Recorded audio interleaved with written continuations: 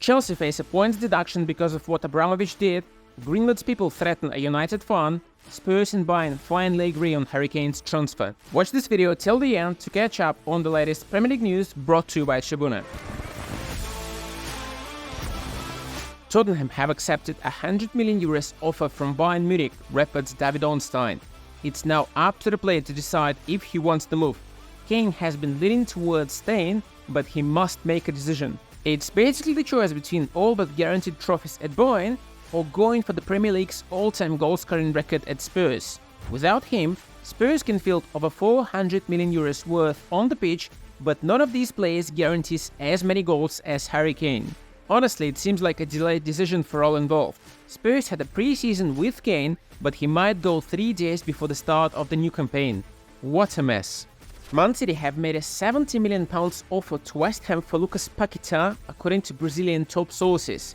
The Hammers are not ready to sell for this price and will ask for more.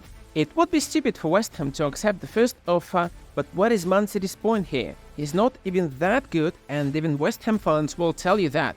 He's not even Croatian, Pep, and Paqueta is probably not gonna start for them anyway.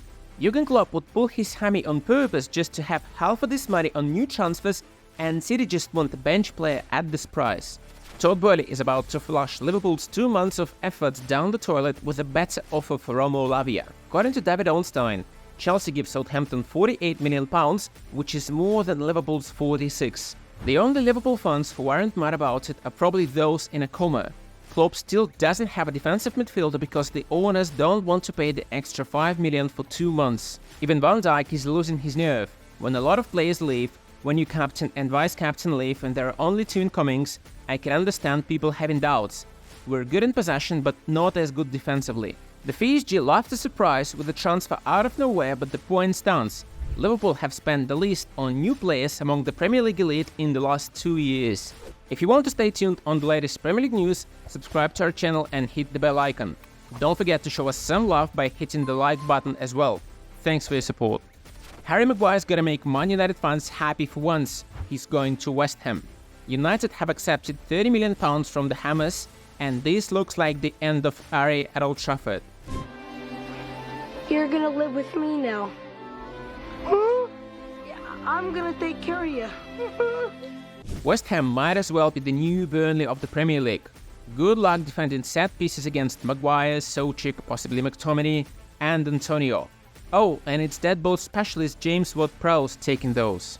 And if there's anyone you would trust to implement the haram ball, it's David Moyes. You can already hear Klopp and Arteta complaining about the controversial late equalizer from a corner kick. Reece James has been appointed new Chelsea captain even despite Thiago Silva in the squad. I know I've got big shoes to fill because we had huge captains in the past, but I'm excited, said Reece James.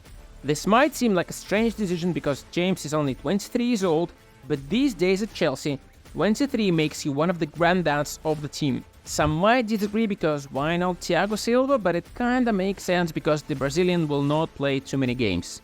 A Man United fan claims he was threatened by the so-called unsavory individuals in Mason Greenwood's entourage. That's all because he filmed the training session in a public venue. The guy said, "They told me if you weren't surrounded by witnesses, we'd rip the camera out of your hand and destroy your equipment." All of this just seems so pointless. According to news, United received Greenwood's training data, but he's not allowed at the training ground. The new season starts this week, and United are still investigating him. It is a complicated situation, but it feels like any other club would just find the solution much faster, but that's not how the Glazers like to do it. Chelsea are still haunted by the Abramovich ghost, and here is why. The Blues could get a heavy fine and possible points deduction due to financial irregularities in the Abramovich era. That's because, as the Times have uncovered, Chelsea made transfer-related payments to at least 6 offshore companies not registered with the Premier League. Like any fanbase, Chelsea fans believe there's a witch hunt and evil forces against them. I wonder if Todd Boehly could solve this problem too by throwing a bag of money in. Or maybe he could send them Lukaku as an unpaid intern. No football club wants him anyway. Don't forget to check out other videos on our channel. See you there.